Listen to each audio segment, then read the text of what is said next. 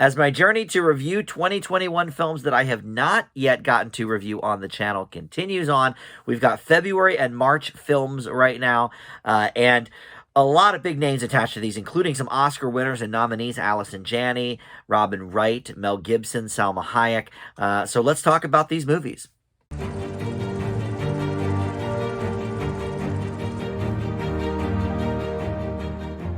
Hey guys, Dan here. This is Dan Reviews It, and welcome to my review for February and March films of 2021 that I have not yet gotten to review. We're sort of going through all of these. I'm trying to hit 200 films total by Oscar night, which is in a few weeks from this recording. So hopefully I will get there. But in the meantime, yes, I'm going to be putting these videos out every 5 or 6 days, really going month by month. And right now we're in February and March releases of 2021 that I have not yet reviewed. So more, maybe some independent movies, more, sort of obscure movies, I suppose, because I did review a lot, obviously, the major releases from February and March when the time came last year. Especially last year, Oscar season sort of got pushed back because of the pandemic, so they allowed anything released by the end of February of last year to be eligible. So, you had Minari and Judas and the Black Messiah and The United States versus Billie Holiday. So a lot of those movies, I've already taken care of. So we're going to do some smaller films here. Bliss, starring Owen Wilson and Salma Hayek. Breaking News in Yuba County, featuring Allison Janney. Land, starring Robin Wright. Boss Level, starring Frank Grillo, Naomi Watts, and Mel Gibson. Happily, featuring Joel McHale up front, and Bad Trip, starring Tiffany Haddish, Eric Andre, and Lil Rel Howery. So we're going to go sort of in the order that they were released in 2021. So we start in early February and we'll move our way down. First up is going to be Bliss, and this is, like I said, starring Owen Wilson and Salma Hayek. It's a sci-fi, I guess, romance, you could say. And in this movie, a middle-aged man played by Owen Wilson, who is recently divorced, suffers a psychotic breakdown when he's fired from his job. A homeless woman makes his acquaintance, and they become friends, and he falls deeper and deeper into what may be a drug addiction, what may be a blatant Matrix ripoff. Unsure what is real and what is not. But yes, we're getting tons of shades of Matrix from this movie. And look, Owen Wilson is on a bit of a comeback right now. He was in Loki over the summer, which was a big hit for him. He hosted the season premiere, I believe it was, of SNL in October of 2021. And then he just co-starred in the Marry Me film with Jennifer Lopez, which, although it did not do well at the box office, got some pretty good word of mouth for the free streaming of it on Peacock. So he is really sort of having a bit of a moment here, and I'd love to say that it started with this movie back in February, but unfortunately this movie is a turd. So look, with these wrap-up videos, since these movies are all about a year old at this point, I'm not going to waste too much time with any one of them. They're going to be 4 or 5 minute reviews tops. So I could say a little bit more than that, but yes, this movie is a turd. And it's funny, I just recently reviewed Parallel Mothers starring Penelope Cruz, and I made the comparison that, I used to get her and Salma Hayek confused, and then I realized, okay, any movie that I really like or any performance that I really like, it's always Salma Hayek, and if I don't like it so much, it's usually Penelope Cruz. Well, this movie and Parallel Mothers sort of may be the exceptions that prove the rule, because I really liked Penelope Cruz in that, and Salma Hayek stinks in this. And it's not all her fault. The script lets her and Owen Wilson down at every single turn. In fact, at one point, somebody remarks, I wrote this quote down because it was so applicable to the movie. Owen Wilson's character gets so frustrated, and he says to Salma Hayek, "I'm starting to feel like you're making this up as you're going along." That's how I felt like the scriptwriters were doing this movie. They just were like, okay, well, how are we going to get them out of that? It doesn't quite make sense. Well, let's just say this and throw it up and see if it sticks.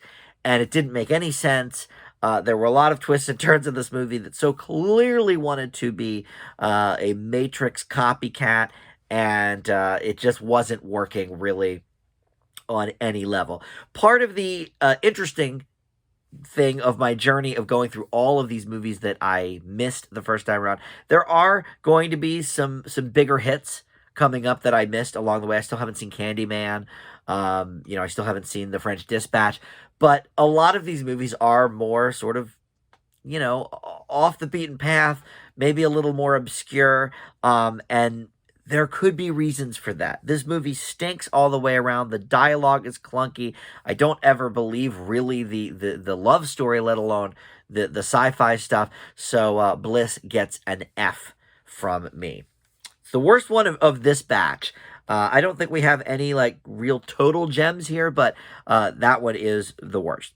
Breaking News in Yuba County is next, and this is directed and co-produced by Tate Taylor, who is a good friend of one of my favorites, who he actually directed Hidden Figures, and so anything with the gals from Hidden Figures, I'm all on board with. We don't really see any of them here, unfortunately, but that's where I sort of know the name from. But the main stars here are Allison Janney, and her daughter is played by Mila Kunis. And then there's a lot of big names in this, Wanda Sykes, Regina Hall, both of which are going to be hosting the Oscars in a few weeks. Juliette Lewis is in this movie.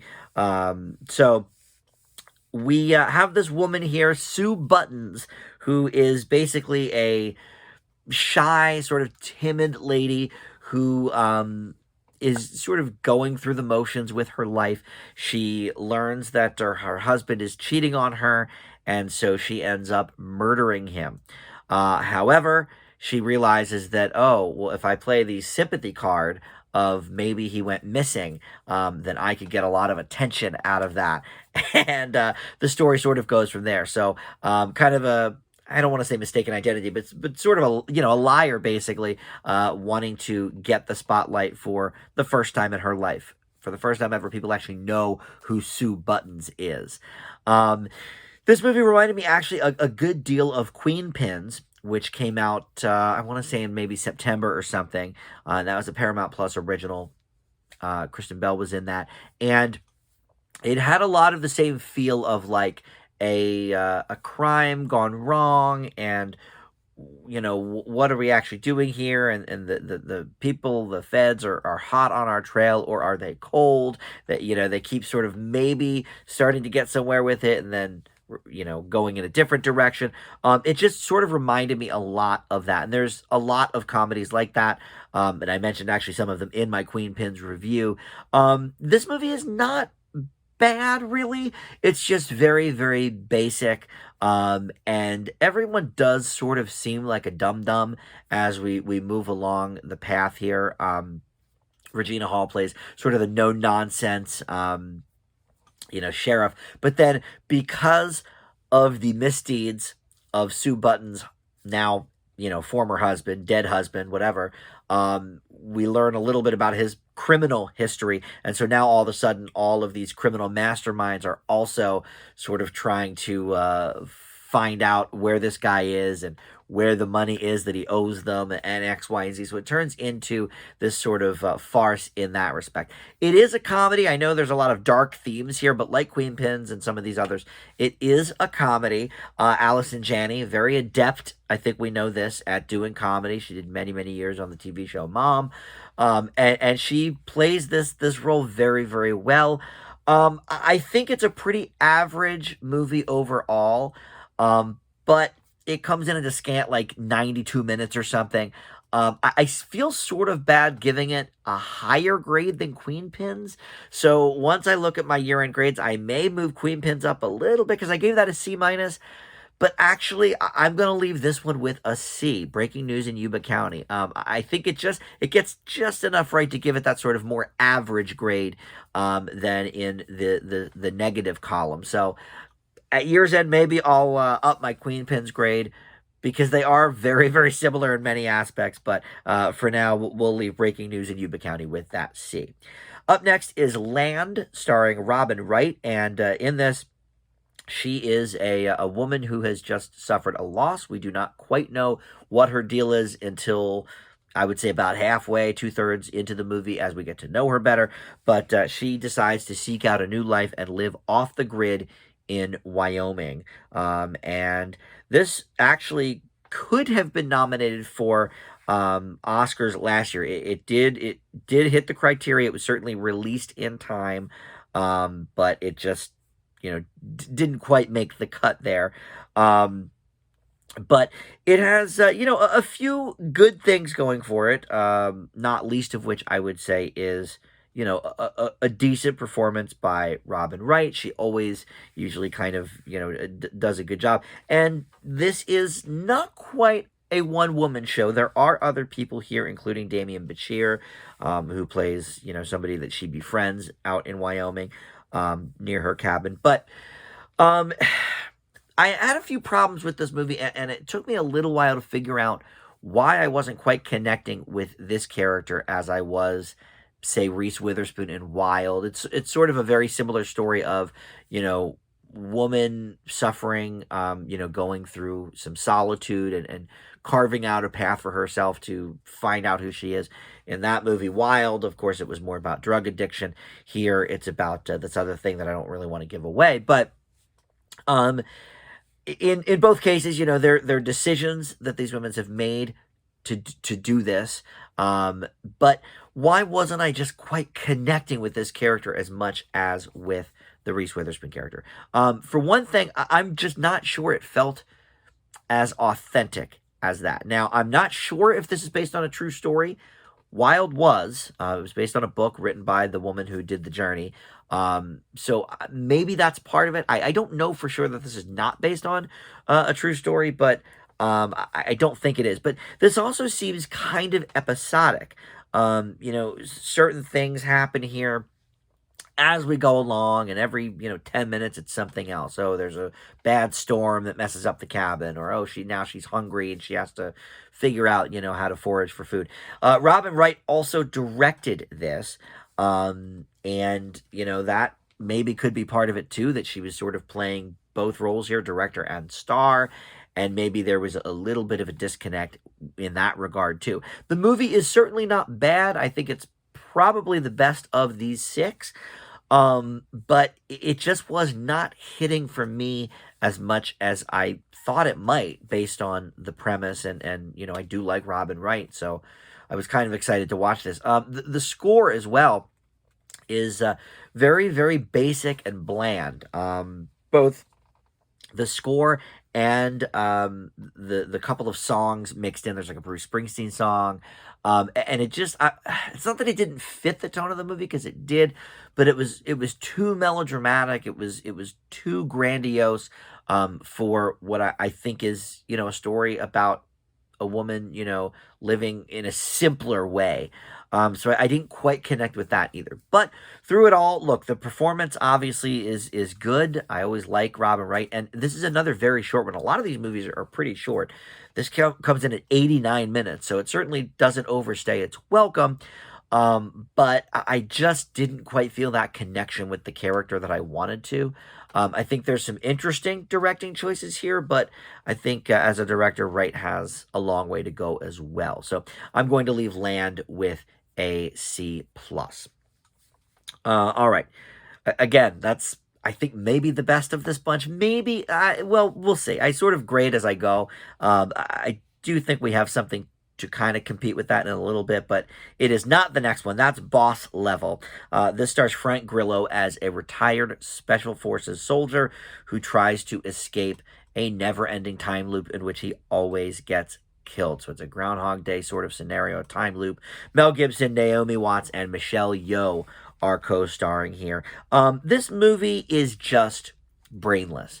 I love a good time loop movie, and in fact, I remark almost every time I review one how much I enjoyed the concept. You've got, of course, Groundhog Day, sort of the legendary one, but just in the last, say, 10 years, you've had, Live, Die, Repeat, which is Edge of Tomorrow, Happy Death Day 1 and 2, both of which are very enjoyable. Palm Springs, very, very enjoyable. And now you've got this one, and the concept does not work. Part of the reason is this character is not very likable. You never quite get a sense of the character, but everything that they give us in the script and in Grillo's performance is not necessarily likable characteristics. And so to watch him kind of get killed over and over and over again, it's like, okay, I get it. Um, but other than, a lot of explosions and massive violence and, Mel Gibson looking crazy as ever as he does these days, there was no reason really to want to see this guy live through the day. The key to these time loop movies is you want to eventually see the person figure out what they need to do and get out of it. And here, you're just like, well, I don't care. He's kind of a scummy person. Let him die. Like, doesn't matter. And it seemed, stuttering a little bit here, it seemed like they were going for some sort of comedy lean to it. And that didn't really work either. So, I can't say that this is an F like Bliss is, but it's not actually far off. This is a pretty bad movie. Its only reason for existing really is to see some cool violent scenes and some shoot 'em ups and whatever. But you could see a lot better in a lot of other movies, most other movies, in fact. With this violent lean. And I don't dislike Frank Grillo. He was in, I think, my favorite of the Purge movies. He was sort of the star of that. Well, I think he was in 2 of them, but Purge 2, I guess it was, is my favorite, and he was kind of the star of that. And I feel like one of these days he will have, a big starring role in a decent movie, but this one is not it. I'm going to leave Boss Level with a D. Very like video game themed, which I guess was kind of okay, but they didn't quite lean into it enough. That was sort of part of the comedy effort, I guess, of the movie. So let's move up next to Happily. This is a comedy thriller. A lot of these movies are multiple things. Joel McHale stars in it, and Carrie Bichet plays his wife, and they are this very, very happy couple. And after 14 years of marriage, they never fight. Their friends all are confused and don't understand why they're constantly happy, and they're like, don't you guys ever fight? And so some of the friends have sort of cut them out, but then a mysterious guest arrives at their house, played by Stephen Root, who entices them, or attempts to entice them anyway, into taking this shot that will sort of, again, sort of a little bit of a Matrix theme, I guess, make them who they really are and what a real marriage, quote unquote, is supposed to be like, which is, them fighting and this and that and the other thing. They refuse to take the shot and end up killing this dude. And I don't think that's even that spoiler, because it happens like within the first few minutes of the movie. But then they all get invited to this cabin with their friends, who we know some of their friends, Paul Scheer from the popular How Did This Get Made podcast, Natalie Morales, Charlene Yee from the old Judd Apatow movies, Breckin Meyer is in it. So I wouldn't say A-listers, but people you might know if you saw their face. And so this movie frustrates me more than almost any movie of 2021. It ranks sort of up there with Old by M. Night Shyamalan, because it has this really great premise, and then it just falters by the end of it. Now, Old was bad all the way through. This is not as bad as that for sure. But the first half, maybe 2/3, is quite intriguing as we're getting to know these characters and the mystery of, what this guy's deal is, the Stephen Root character, and who is he, and what is real here with these serums.